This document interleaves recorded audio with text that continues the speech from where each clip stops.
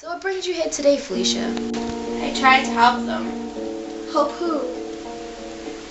My friends, Leslie and Emily. What happened? I tried. There's nothing else I could do. What? Explain. Leslie and Emily were always the girls that had absolutely everything that they wanted, and they wouldn't stop until they got it. They always cared about what everyone else thought, especially their boyfriends. I guess at one point Leslie's boyfriend told her she should lose a couple pounds before prom, and that really affected her. From that day on, I never saw her eat. I confronted her about it, but she always denied it. She was losing weight fast, and everyone could tell. Then Emily. The girl loved food, but she also loved how Leslie was getting skinny so fast. She got jealous of this and started throwing up after every meal. I knew this was dangerous, but neither of them would admit anything to me. About a month after it all started, they sat me down and told me what they'd been doing, but they made me swear not to tell. They threatened to tell my parents what I did last summer, if I ever opened my mouth about them. I knew they were getting sicker and sicker, but I couldn't risk my parents finding out, so I kept my mouth shut. But then they started getting me worried. They were both looking sickly skinny, and they had no energy anymore, and their attitudes began to change. Then one day, they just didn't show up to school anymore, and they weren't there for that entire week.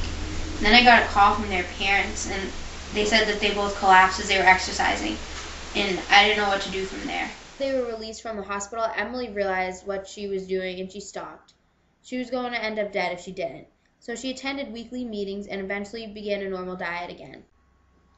But Leslie, she was eating very little just so her parents wouldn't admit her back into the hospital again.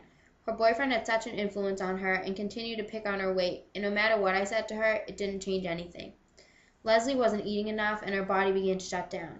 She started to cough out blood and could barely move. She died about a year after her first admittance into the hospital. Her body wasn't receiving the nutrients she needed, and each of her major body organs began to shut down. Sometimes you say all there is to say. Sometimes you're first sky. Bulimia is an illness in which a person binges on food or has regular episodes of significant overeating and feels a loss of control. The person suffering from bulimia may either vomit or abuse laxatives. Some symptoms include vomiting, regularly going to the bathroom right after meals, and suddenly eating large amounts of food or buying large quantities of food that disappear right away. Signs also include broken blood vessels in the eyes, dry mouth, or rashes and pimples. Bulimia is a chronic illness, and many people continue to have some symptoms despite treatment. The process is painful and requires hard work on the part of the patient and the patient's family. Anorexia nervosa is an eating disorder where people starve themselves.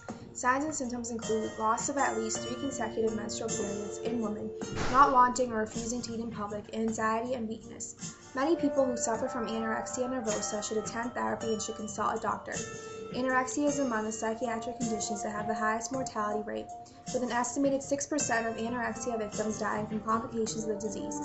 Suicide is also a cause of death in people with anorexia. In the absence of any coexisting personality disorder, younger individuals with anorexia tend to do better over time than their older counterparts.